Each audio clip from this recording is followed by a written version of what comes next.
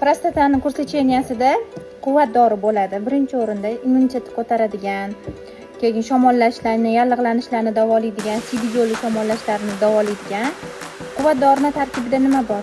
Tarkibida sedana, zanjabil, qora xalila, sariq xalila, amela, dorivor uzun murch bor.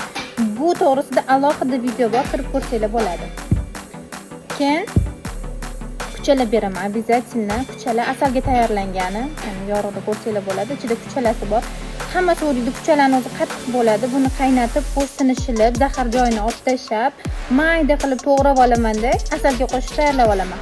Kuchalarni o'zini yeyishinglar shart emas. Asalini o'zini kichkina barmoqda yalasanglar bo'ladi. 2 mahal yetadi, chunki quvvat dori 1 mahal. Buni 2 mahal obedda kechqurun yalasanglar bo'ladi.